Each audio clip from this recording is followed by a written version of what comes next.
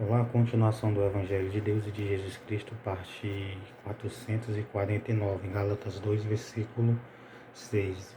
E quanto àqueles que pareciam ser alguma coisa, quais tenha sido no outro tempo, não se me dá, não, entenda só, não se me dá, veja o que eles faziam, não se me dá aceitar a aparência do homem. Esses digo que pareciam ser alguma coisa, nada me comunicaram. Então não comunicaram Paulo. Eles achavam que, olha só, e quanto àqueles que pareciam ser alguma coisa, quais tenha sido no outro tempo, não se me dá, não se me dá. Deus não aceita a aparência do homem. Esses digo que parecia ser alguma coisa, nada me comunicaram. Então, aqui, nada comunicaram Paulo. Ele deveria ter comunicado Paulo em alguma coisa, não comunicaram Paulo.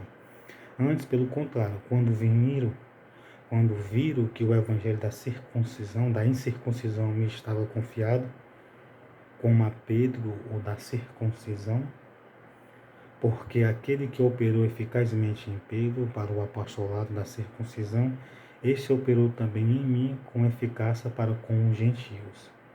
E conhecendo Tiago, Cefas e João, que era considerado como os colunas, a graça que se me havia dado, deram-nos a destras, em comunhão comigo e com Barnabé, para que nós fôssemos aos gentios e a eles a circuncisão. Então aqui eles estavam como se tivesse querendo, lógico, as pessoas que estavam lá, que não queriam seguir o propósito de salvação, queria que eles passassem a saber que Paulo, antigamente, vivia na circuncisão, mesmo não sendo letrado, e Paulo também na circuncisão. Só que o evangelho foi confiado ao evangelho da incircuncisão a Paulo, que era pregar os gentios. O que é o evangelho da incircuncisão? É o evangelho que Jesus ensinou, que não precisava mais circuncidar para ser salvo, mas aceitar Jesus, se batizar e se arrepender dos pecados. Só isso. Então aqui fizeram algo bom, e conhecendo Tiago, Cefas e João, que eram considerados como os colunas, a graça que se me havia dado, a graça que se havia dado a Paulo, deram-nos a destras, em comunhão comigo e Barnabé, para que nós fôssemos aos gentios a eles a circuncisão.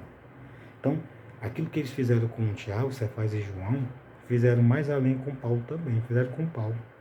Consideraram como os colunas a graça que se havia sido dada, deram-me a destra, em comunhão comigo e com Barnabé, recomendando-nos somente que nos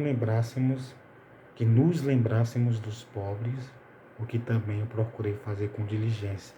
Então eles fizeram algo, eles falaram assim, eu quero que vocês se lembrem dos pobres, recomendando-nos sempre que nos lembrasse dos pobres, o que também procurei fazer com diligência. Lembrar do pobre. Pobre aqui significa aquele que não tem condição financeira. Um cara pobre, mais do que aqueles que têm muita condição financeira. No sentido espiritual, é aqueles que são carentes de Deus.